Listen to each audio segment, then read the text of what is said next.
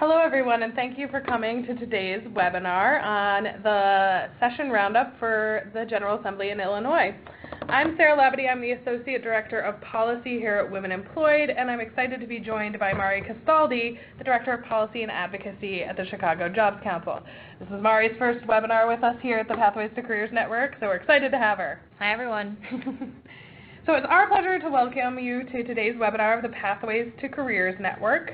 But before we dive into the meeting agenda, I do want to just run through some webinar housekeeping items with you.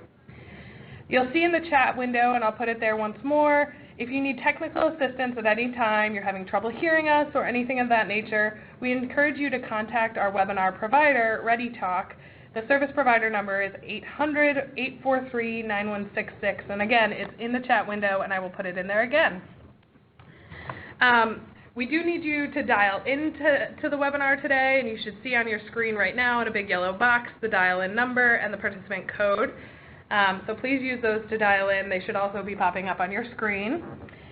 And your phone lines will be muted throughout the presentation. We do encourage you to use the chat window in the bottom left-hand corner of your screen. That's where you'll see these pieces of chat from me, to send us questions. And we'll be pausing for questions throughout the webinar to answer those questions. You can type questions in the chat window at any time during the presentation, but we'll probably answer them at the end of sections as we're walking through the presentation today. So we won't be taking any questions over the phone because we do want to keep all phone lines muted. However, if you have questions and you're not able to be in the chat today, you're driving and you're on a cell phone, we are happy to answer questions afterwards, and that's why on this slide here you'll see our emails. You will also see them at the end of the presentation, and if you have questions, both Mari and my emails are available on our website, so you can contact us that way as well. I think as you heard when you entered, the webinar is being recorded, and we'll post the webinar on the Women Employed website and on our YouTube page. So stay tuned. We'll send a post-event email or post-webinar email sharing the link and making sure you have access to the webinar when you leave today. So to give a little bit of context for, as I move the slides along, to give a little bit of context, the Pathways to Careers Network is really a joint effort between the Chicago Jobs Council, Women Employed, and the Chicago Citywide Literacy Coalition. You can see our logos there up on the top. We launched with the Women Employed and the Chicago Jobs Council, launched the Pathways to Careers Network actually in 2012 to increase college and career success for adult learners with low basic skills. And so we reached out to practitioners across the state who are working in workforce development, adult education, and all the areas in between to really figure out how to encourage for feedback to policy shops like ours, but also to deliver some information to you about policies and practices that are happening across the state and across the country. At the end of this, basically the Pathways to Careers Network advances the mission of all three organizations that are involved, and so we want to make sure that we're sharing that information back out to you. So I will pause just to mention a little bit more about Women Employed for those of you who might be new. Women Employed is a 46-year-old advocacy organization that works to mobilize people and organizations to expand educational and employment opportunities for America's working women. Mari, if you want to talk about the Chicago Jobs Council. Yeah, sure. The Chicago Jobs Council, we are, I think, 38 years old, going on 40, a little bit younger. And we're a member-based organization. Our around 70 members are direct providers of workforce development services, and we sort of have two shops. We do capacity building, so helping build the skills of the frontline workers in workforce development and making sure that their perspectives and the perspectives of the job seekers that they work with actually are translated into policy change. And so in our policy division, we help advocate for change at the state, local, and national level to try to make employment higher quality and more accessible for people living in poverty. Thank you. You're welcome. So in today's webinar, we have a few objectives, and they should be fairly easy to recognize from the title of the webinar. Our objectives today are really to review legislation pertaining to higher education, the workforce and workforce development, adult education, and then supports surrounding all of that. We will be going over the following: the Illinois budget, capital funding, apprenticeships, developmental education, SNAP education and training, and a number of additional pieces of legislation that we think will help students and job seekers. We're going to pause for questions after each of these sections, and as I mentioned, we will be taking questions in the chat box throughout the presentation, so feel free to ask whenever something arises, even if you think it's about one of these later issues, and we will pause after that and get to your question. So without further ado, I will jump right in. The good news: the legislative session was very productive. We have a budget, that's always a good sign, here in Illinois, and so we're very excited about the work moving forward. We see a lot of potential. There's still a lot of work to do. So talking about the budget, and so my role in this webinar as Women Employed Representative is probably more to be talking about post-secondary education and training, and Mario will focus more on some of the workforce elements. So when we talk about the Illinois budget, I'm talking about higher education here. The Illinois budget, we have one, and it saw increases almost across the board for higher education. So an additional $154 million, which is an 8.2% increase overall for higher education. That is $33 million, or a 12.3% increase for community colleges, 3.7% increase for adult ed and CTE, which is career and technical education, and then an additional $52 million, or 4.8% for universities. I want to mention a couple of other things. So in addition to just general operating budgets increasing, we also saw an additional $50 million for the Monetary Award Program. And to give some context to that, the Monetary Award Program is a need-based financial grant here in Illinois that helps more students afford college, particularly low-income students. Right now, the grant is significantly underfunded. So an additional $50 million is sort of moving the needle toward full funding. There's still a pretty big gap, but it will help an additional 16 or 17,000 students afford college this year. So it's a huge investment and really great to see after years and years of cuts to the program that this year the General Assembly and the governor really supported putting more money towards student supports and student financial aid.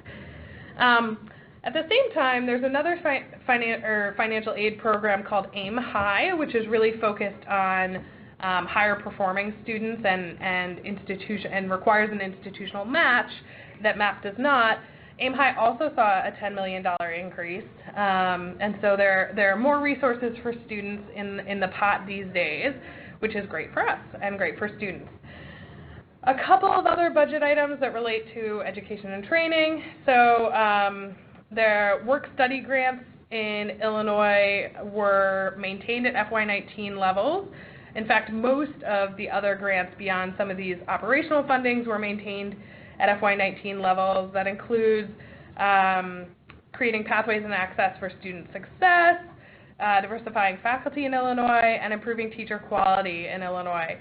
The Grow Your Own program did receive an additional $1 million investment, so there was some additional funding put into one of those programs. But overall, the biggest increases were seen in the base operating funding. And then just a couple other budget pieces. The budget also provided some much needed increase in childcare funding. So similar to MAP, childcare is pretty underfunded in our state. We know that many people who are eligible for childcare assistance don't receive it, and that Illinois spends less on each participant than some of our neighboring states. And as you all know, participation in school or workforce training or work itself can be really challenging because of the high costs of childcare. So this budget makes some good strides forward, and it increased the budget by 7.8% or $28.8 million. And some of what that will go towards is raising the income threshold of who can qualify for childcare, allowing some higher reimbursement rates for providers who are participating in the state-funded program, and also some funds to go towards workforce development and professional development for child care professionals. So that's something that's really exciting, and we'll be looking for that to continue to increase and to improve, but it is a good sign. We also know that the budget added some sort of like incentives. So budgets can be a way of funding programs, but also a way of making policy functionally. And so in this budget, there were some incentives placed in for workforce programs that are housed in community colleges to try to tie grant funding to programs that are focused on growing industries with lots of job opportunities, and that's sort of a way of helping ensure value for students in those programs and that they have a higher chance of getting a good outcome. So that'll be something to take a look at in the years moving forward, and will probably be reflected in some of like the RFPs and grant opportunities that come up for these community college programs.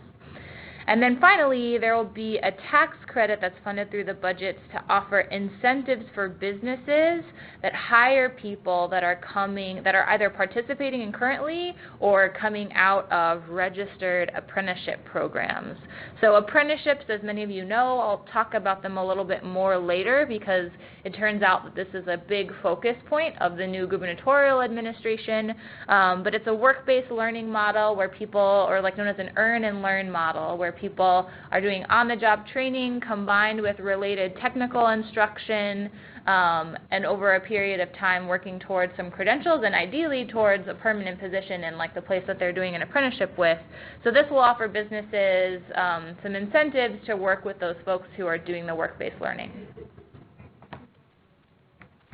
So we'll pause for questions. I don't see any in the hopper at the moment, but we will give people a few minutes to digest and potentially come at us with questions.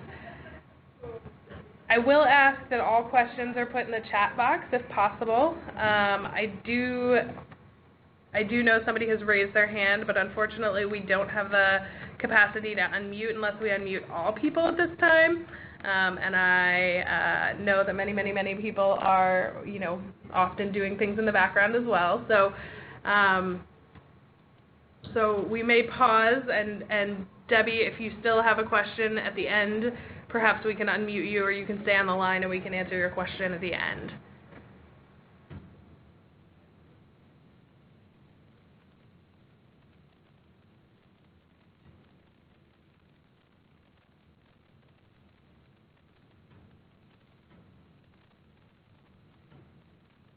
Okay, seeing no questions about the budget, we will move on. But if you do have questions about the budget that arise as we're moving through the next few slides, please feel free. We will back up and answer them. So another piece of funding that came through in this General Assembly session was capital funding, which for many years has not been funded at all. And so for universities and community colleges, where my focus is again, we had both reappropriated funding and new appropriations for fiscal year 2020. So $504 million in reappropriations for the universities, plus an additional $1.6 billion in new appropriations for universities allows I think every university has a major project that's capable of moving forward now. Community colleges saw a similar growth. That's not 265, that is 265 million in reappropriations and 475 million in new appropriations. What we've heard from our sources at both the Board of Higher Ed and the Community College Board is that this money is allowably appropriated, but that doesn't mean it's necessarily been allocated. Mm-hmm. So over the next several years, the goal is to make sure that this money does come through to pay for projects that are started, but it's giving people an opportunity to really start making some change. There's also quite a bit of funding for deferred maintenance and emergency projects as well in this. This is all for new capital projects or capital projects that were stalled in the meantime.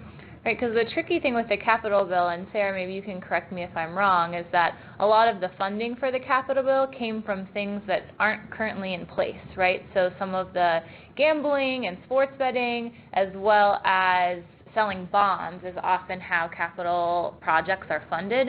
So it's money that, like, when it comes in, it will be earmarked for this use, but it's not there right now. So even though a lot of these numbers look really big, it's not like that money is going to be coming through right away to some of these different projects. So something to keep in mind, if we don't see that money right away, it doesn't necessarily mean it's not coming, it's just contingent on a lot of different things.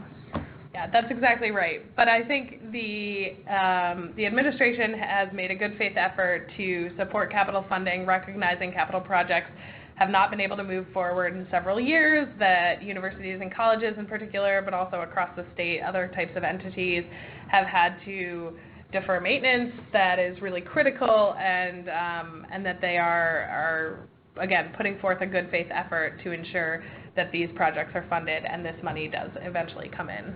Yeah. And so I wanted to talk a little bit more about apprenticeship, and it actually dovetails really well from the capital conversation, because I'll get to talking a little bit more about the fact that the capital bill really acknowledged apprenticeship and provided some resources for it. But as I mentioned, Governor Pritzker has made it really clear that apprenticeship and workforce development is a priority of his. As one of his first actions in office, Governor Pritzker issued an executive order that required the Department of Commerce and other state agencies to sort of get together and issue a report within 90 days of him taking office, identifying high-impact industries and the associated in-demand occupation in different regions of the state, and asking for a plan about how to implement a coordinated workforce development strategy throughout the state. And in that, he specifically shouted out the need to consider and prioritize job seekers who come from, quote, disenfranchised communities. And so apprenticeship is sort of a big buzzword across workforce development from the federal level and now here at the state level, and so a lot of what happened this year reflects that. So a couple bills passed that support apprenticeship. One was the Apprenticeship Study Act. This is sort of arising from the fact that apprenticeships are often registered with the Department of Labor, and that data is sort of held at the federal level. And there are other apprenticeship programs that are not registered with the Department of Labor, and not necessarily because they're run by employers, aren't necessarily like in some of the Department of Commerce databases. So there was some, the Study Act was put together to have the Department of Commerce and Economic Opportunity study the existing apprenticeship programs in the state, identify possible funding streams for new programs, and then compile data on sort of trends and industrial needs in regions and fields that have high participation rates. And the goal behind it is we sort of know that apprenticeships are not very diverse in our state. So among registered apprenticeships in Illinois in 2017, over 95% of registered apprentices were men and 78% were white people. So that doesn't necessarily reflect the demographic of job seekers in our state. And so part of the idea behind the Study Act is to dig deeper into some of the data that could help understand, what's leading to that underrepresentation of women and people of color in apprenticeships. What are some of the industries that are doing a better job at including and bringing equity for folks, and how can we sort of encourage growth in those areas? I talked a little bit about the tax credit, and so that is an incentive for employers to hire folks coming out of these programs. But maybe sort of the single biggest investment actually came through the capital bill.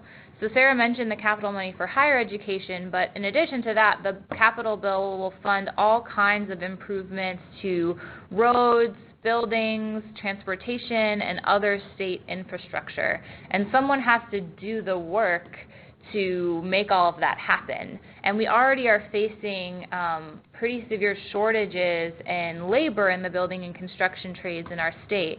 And as we mentioned, these trades tend to be those who really struggle with equity and inclusion for people of color and women. But with all this new capital investment, there will be an even greater demand for these workers. So the question is, how do we ensure that the women and people of color benefit from these new opportunities? So with this in mind, the Capitol bill created something called the Illinois Works Program. And the program has a number of components, but a couple stand out. One is that it focuses on non-traditional candidates in the building and construction trades, which we know means women and people of color. And it has $25 million to fund pre-apprenticeship programs out of community-based organizations to support the pipeline of people coming into those roles. And it also includes bid credits so that companies that are going out for public contracts get an advantage in the RFP process based on hiring and retaining graduates of these pre-apprenticeship and apprenticeship programs, and for having women and people of color working for and owning the companies going out for these projects. So a lot of that is really exciting. So we'll pause once again for questions. And again, I do not see any questions in the chat window, but I will give people maybe a minute or two to digest and post.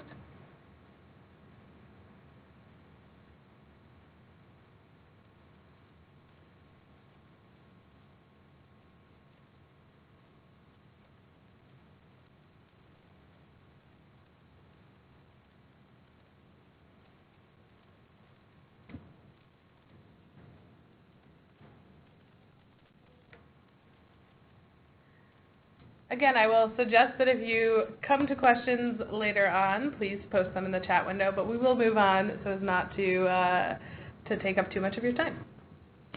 Great. So the next piece we want to talk about is SNAP employment and training. So a really exciting bill passed this year around SNAP employment and training. Folks on the call may know that through the SNAP, or the Supplemental Nutrition Assistance Program, or formerly known as food stamps, there's actually funding that comes from the federal government to support people's employment and training needs.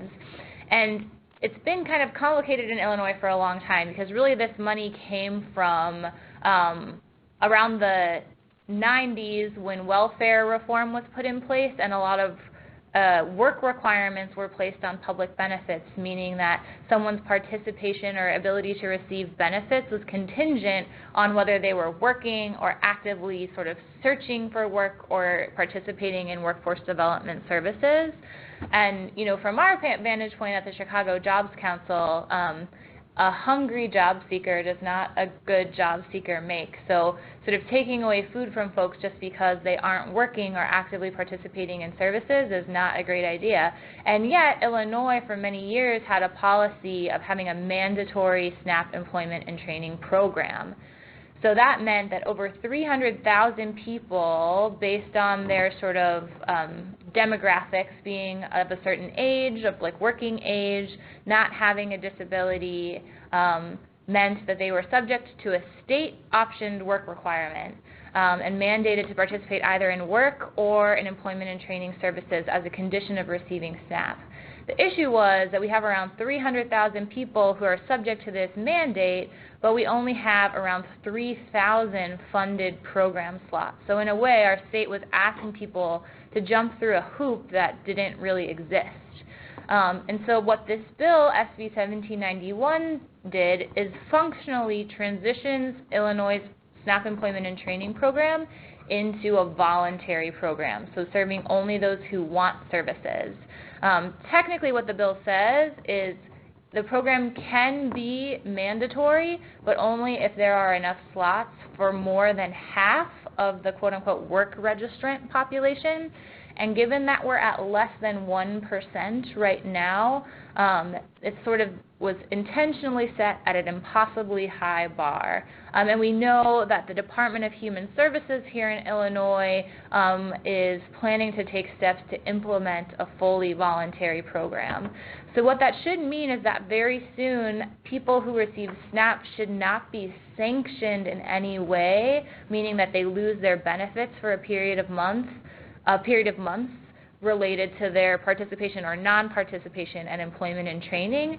And the hope is that in moving sort of the huge administrative burden on participants and programs that mandate created will allow the program to grow and become more efficient, and will allow more folks to have access to food while they're trying to get skills that they need to get to work. So it's pretty exciting. I will mention that down the pipe, on a very different note, is that the federal government is currently considering some administrative rule changes to SNAP, which would, it's kind of a complicated story, but basically there's a federal work requirement and then there are state work requirements which are optional. This bill, SB 1791, removed our state work requirement, but we currently, Illinois, gets a waiver that allows us to get out of the federal work requirement. And basically, the Trump administration is trying to raise the bar of who can qualify for that waiver. And so Illinois may no longer be eligible if that goes into place. And that would be really bad. It would mean that work requirements that are much stricter, the federal work requirements, would be implemented in the state. And to be totally honest, it would sort of like undo the progress made by this bill. But there's lots of efforts going on to try to fight back against that really bad policy change. And the hope is that whether or not that happens, this bill with our voluntary SNAP ENT program will outlast any federal administration that we have currently or will have soon. So just something to keep an eye on, but hopefully this will be an improvement for folks who are on SNAP. So another piece of legislation that passed this year was Senate Joint Resolution 41, or SJR 41, and SJR 41 pertains to developmental education. So that might also be known, or you may have heard it called remediation or remedial education. But what developmental education is for students who are coming out of high school with a diploma, or students who have a diploma but have been out of high school for some time. Those students, if they're assessed as not college ready, they are then put into non-credit bearing courses that do cost money and financial aid. So, like may have heard of a Math 90 that is, again, not using credit, or not accumulating credit, but is using financial aid and wasting time. So there have been a number of efforts across the country and even right here in Illinois to address developmental education because the outcomes are very, very poor. A lot of students who start in developmental education do not go on to graduate. Upwards of 80% will not go on to graduate. And the difference is, it's also an equity challenge. The differences for students of color versus white students are pretty stark, and the differences for low-income students versus their wealthier peers, again, are very stark. So we want to ensure that as many students as possible are actually successfully getting through developmental education if they're assessed at a level below college ready in either math or English, and then moving toward a college degree or credential or whatever their ultimate career goal is. So we passed a resolution this year to really begin to bring the state together to talk about how we can make this kind of change. And so what SJR 41 does is it creates an advisory council that will inventory and evaluate current efforts to improve developmental education outcomes in Illinois. And so a number of institutions, both public community colleges and public universities, are attempting to improve the outcomes by, for instance, bridging the gap between high school and college with summer bridges. They're called that. So that students who are unprepared are taking a course over the summer, and by the time they enroll in the fall, they are now caught up, and they're not wasting the same amount of time. There are also efforts around co-requisite remediation or co-requisite support models, which put students directly into the college credit course, the credit-bearing course, and pair it with curriculum-aligned supports. So, for instance, students may go directly into their English 101 course, and then after that course meets, they go to a separate course, maybe taught by the same instructor, perhaps not taught by the same instructor, that is using the principles that they've learned in that introductory course and helping move them along in a more intensive way, and addressing some of their challenges like head-on, one-on-one. And those have shown incredible outcomes across the country where they've been implemented, accelerating student learning, like tripling the number of students who complete an introductory course in half the time. And so we know that institutions across Illinois have tried a number of different things to improve DevEd, and we want to know what they are. And then we want to see if they're successful or not. So that's the first piece of the Advisory Council's charge by April 2020 is to inventory and evaluate these efforts across the state. The second piece of the charge is to create an implementation plan for statewide improvement, because what we don't want to see is students walking in the door of one institution and having, a slew of options available to them about how to accelerate their learning, and students walking into an institution just across the road and finding out that they don't have the same level of service there. So our goal is to ensure that every institution has a plan for themselves and that the state has a plan for sort of staying on top of improvement as we move forward, to ensure that more students who end up in developmental education are moving toward their degree. So that plan is due to the General Assembly by June of 2020. And then, just to ensure that things are actually progressing, the final piece of the puzzle is a report on this initial implementation of the implementation plan that's due to the General Assembly by January of 2021. So the Advisory Council is made up of more than 20 individuals. The actual names are not yet set, but they are coming from both public 2-year and public 4-year colleges, because that's who will be sort of affected by this plan. They include faculty, they include members of the administrations, and they include other members of the staff. And as well as women employed will serve on the Advisory Council, and other advocates will serve on it as well. So we're excited to see that move forward in the hopes of accelerating more students toward their ultimate career goal, and more quickly. I'm going to pause for questions once again. I still do not see any in the hopper.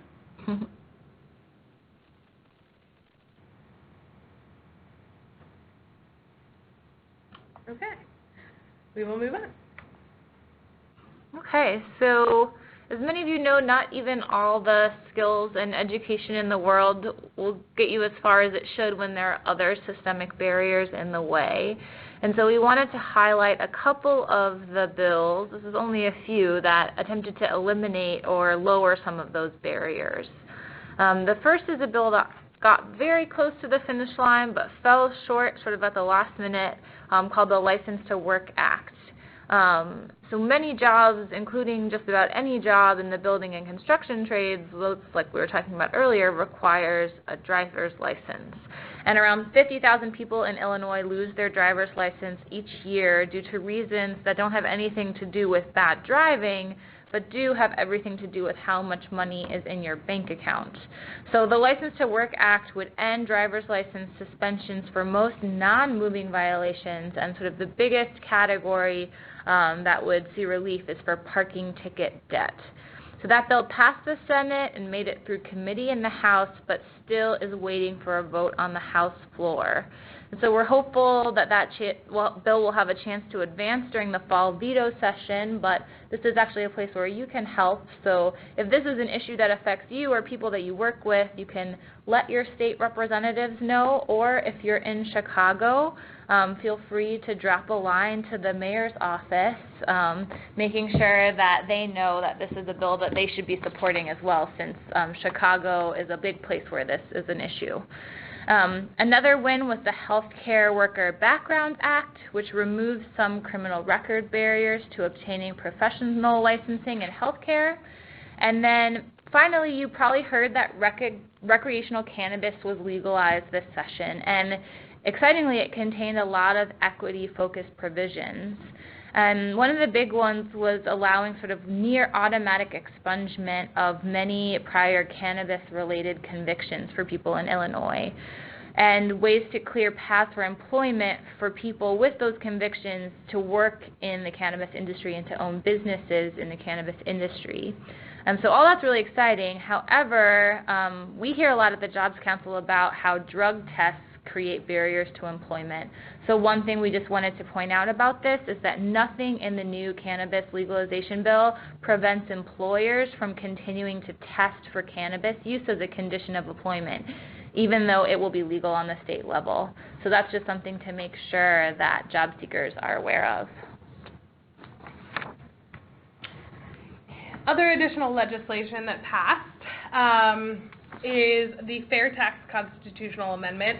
So I can't imagine that you have managed to miss this conversation here in Illinois, but Illinois has a constitutional requirement for a flat income tax, which means that everybody has to be taxed at the exact same rate.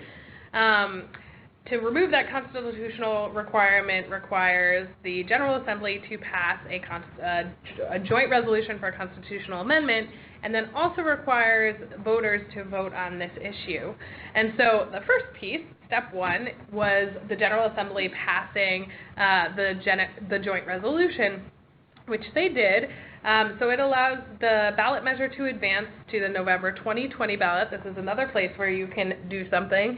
Advance to the 2020 ballot, and we could change the opportunity to even have a graduated tax or a fair tax, which is what most states have and which the federal government has, and allows the wealthy to pay their fair share, ensures that we have enough resources here in the state to support the programs and services that people need, and will ultimately result in lower tax rates based on the structure that they have right now for most Illinoisans.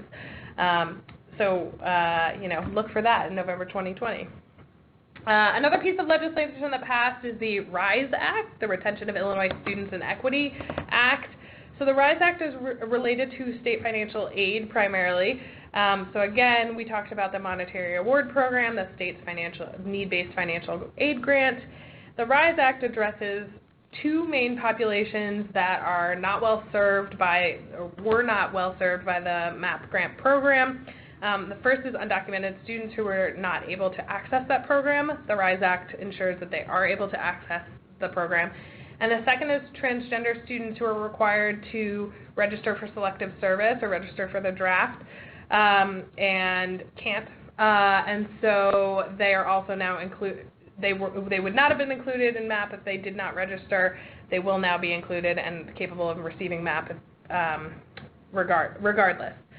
So that's one piece. And then there is another piece in the RISE Act that ensures right now at a 2-year institution, students are capped at 75 credit hours for MAP.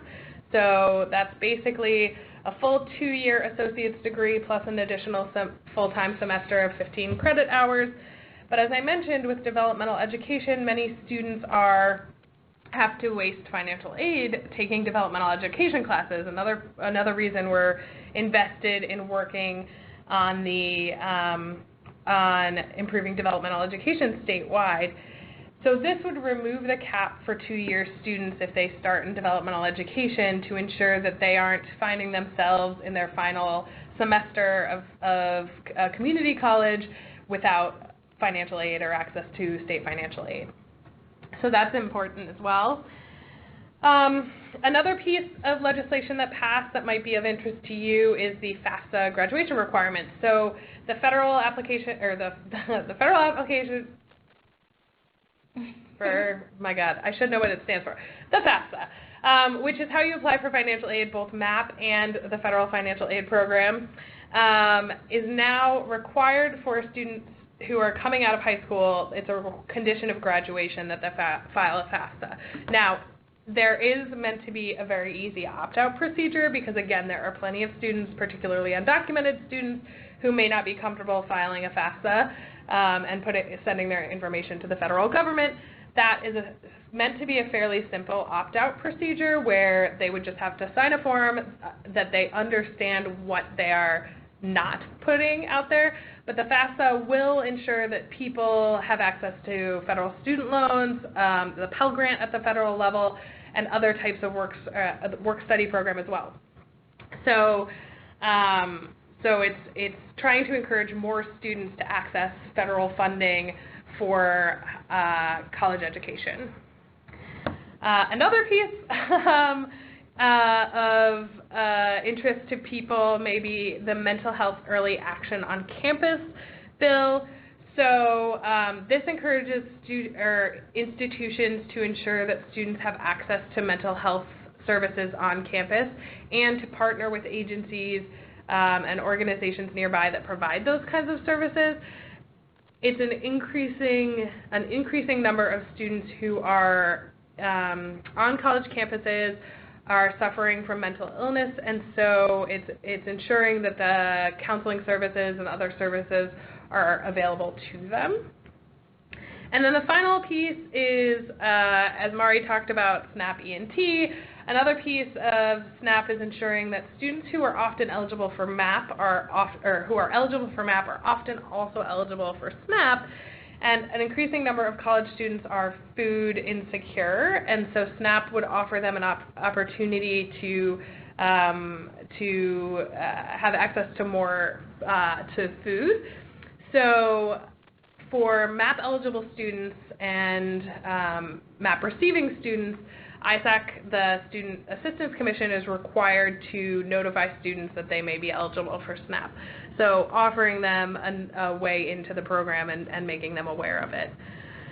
I do want to mention, we did ask you all for some thoughts on other pieces of legislation that you want to know more about. So two pieces that might also affect job seekers.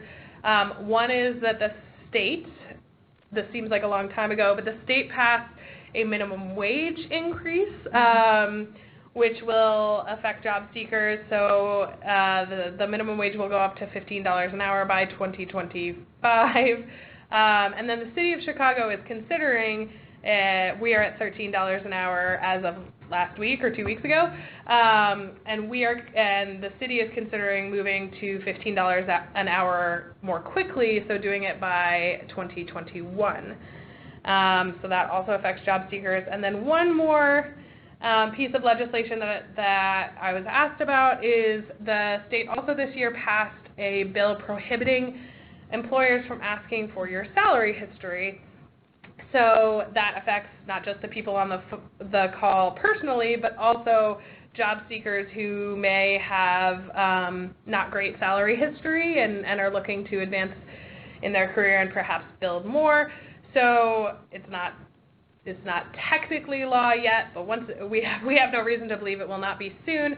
And once it is, employers will be prohibited from asking for your salary history.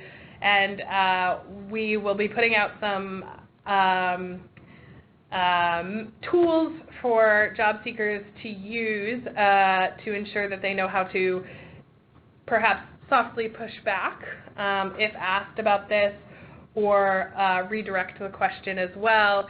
But I will say, if you're asked, if one of the things that job seekers are asked for is salary verification with previous employers, they can always make sure that their previous employer is aware of the law and will not share their salary history if asked. So that is also a piece of the law. So I do see one question here. Will there be a transcript of today's webinar available? We're not going to provide a transcript, but we will make the webinar available on our YouTube page and on the Women Employed website. So a video will be available, and you can watch the video. And I think if for accessibility reasons, there's a need for a transcript for someone who needs to see the text. Both me and Sarah have our notes written up, so feel free to contact us directly, and I'm sure we can share some more of our detailed notes if that would be helpful for someone. Absolutely.